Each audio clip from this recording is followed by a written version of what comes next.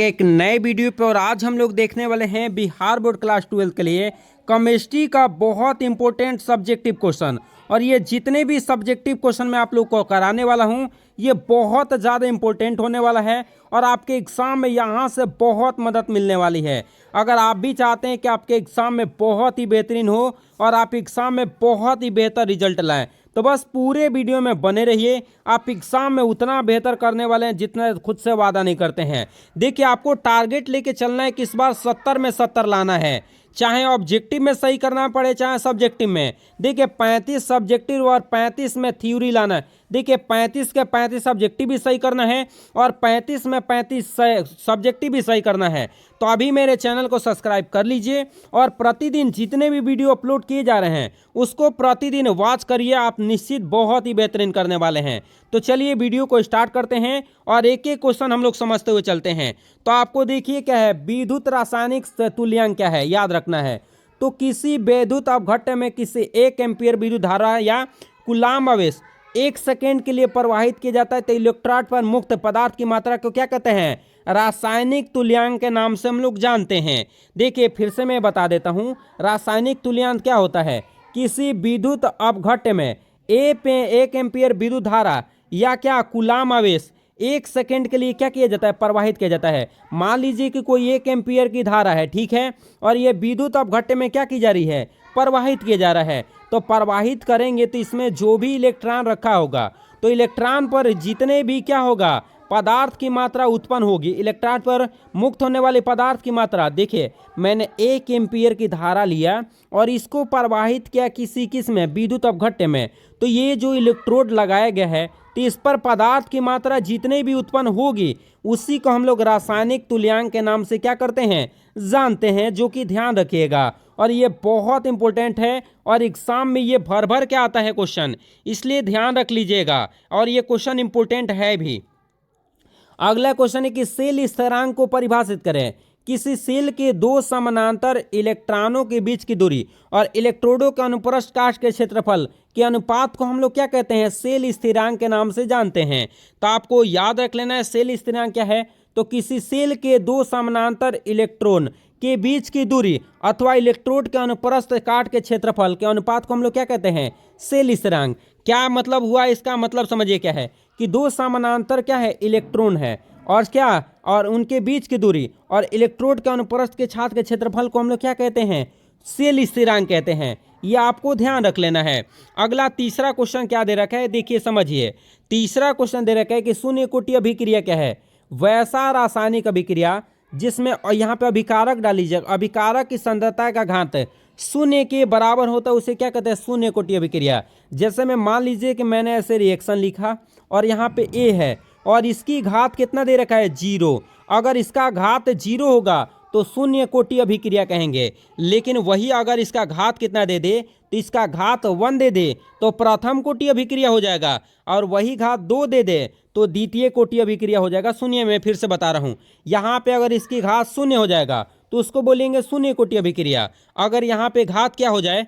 1 हो जाए तो ये प्रथम कोटि अभिक्रिया, और 2 हो जाए तो द्वितीय कोटि अभिक्रिया। और यहीं से आप लोग याद रख लीजिएगा। और एक मैं आप लोग से प्रश्न पूछना चाहता हूं, उसका आंसर आप लोगों को कमेंट करके बताना है। मेरा प्रश्न ये है कि बताइए कि शून्य कोटि अभिक्रिया का एसआई मात्रक क्या होता है? सेल स्थिरांक, ये विद्युत स्थिरांक एसआई मात्रक क्या होता है? जरूर कमेंट करके बताइएगा क्योंकि यहाँ से क्वेश्चन आते हैं।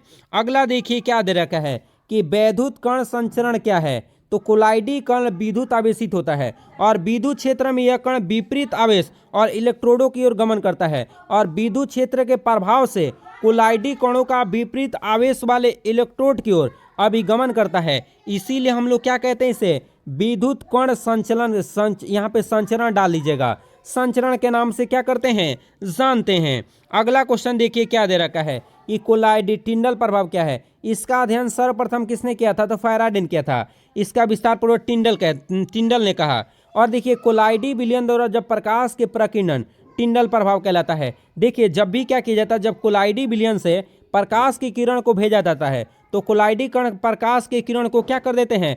फैला देते हैं। देखिए क्या है, मान लीजिए कि कोई कोलाइडी विलयन है और इस कोलाइडी विलयन से हमने प्रकाश को यहाँ से भेज रहे हैं तो यहाँ पे प्रकाश जैसा ही है, तो ये प्रकाश को क्या कर दिया, चारों तरफ फैला दिया। तो ये फैलाने की प्रक्रिया जो कहलाती है उसी को हम लोग टिंडल प्रभाव के नाम से क्या करते हैं, जानते हैं। अगला क्वेश्चन देखिए क्या दे रखा है। अगला क्वेश्चन है कि निछालन को परिभाषित करें।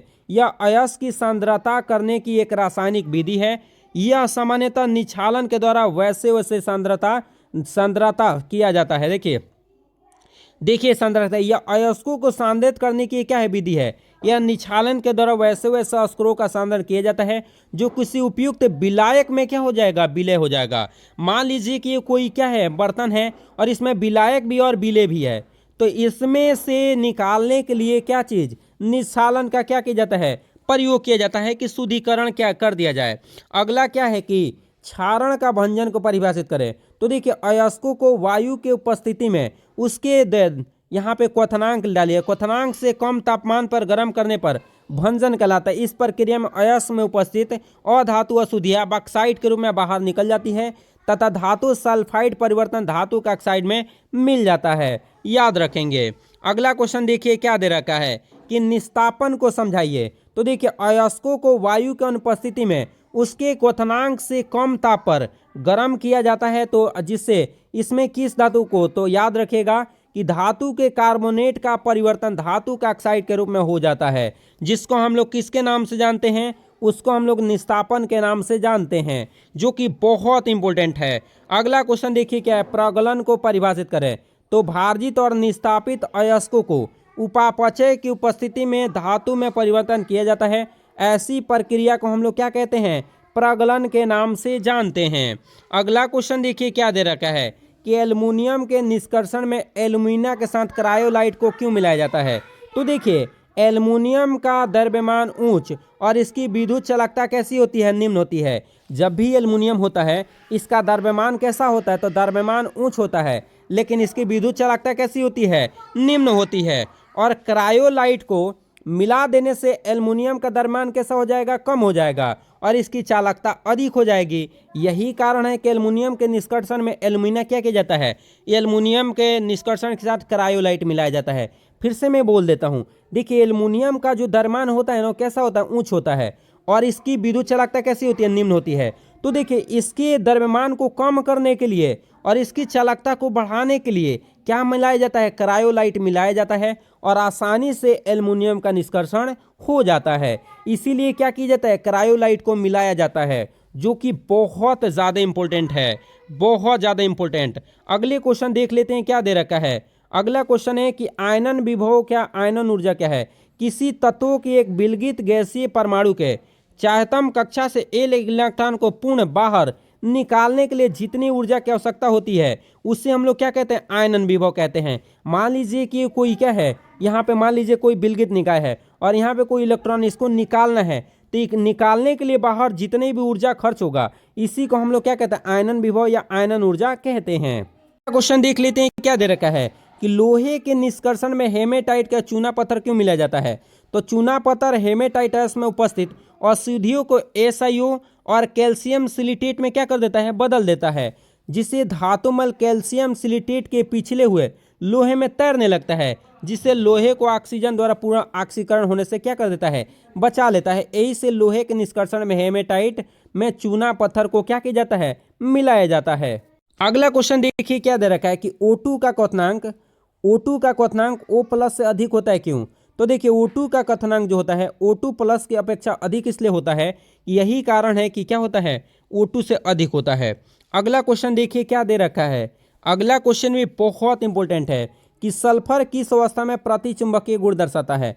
तो सल्फर वाष्प अवस्था में 5 के रूप में पाया जाता है, मतलब S5 के रूप में, समझ रहे ना, जिसके कारण एंटी बॉन्डिंग प्रति आबंधित आणविक कक्षक में अयुग्मित इलेक्ट्रॉन उपस्थित रहता है और यही कारण है कि सल्फर जो होता है यम अवस्था में प्रतिचुंबकीय गुण क्या करता है, दिखाता है, जो कि बहुत ज़्यादा इंपॉर्टेंट है। और आज इतना ही क्वेश्चन रहने देंगे और प्रॉपर आप लोग वीडियो को ऐसे ही वॉच करते हुए चलेंगे तो आप एग्जाम में बहुत ही बेहतरीन करने वाले हैं और उतना बेहतरीन करने वाले हैं जितना आप खुद से वादा नहीं करते हैं। तो चलिए इसी के साथ हम लोग मिलेंगे अगले वीडियो में। आप लोग पढ़ते रहिए, तब तक के लिए जय हिंद।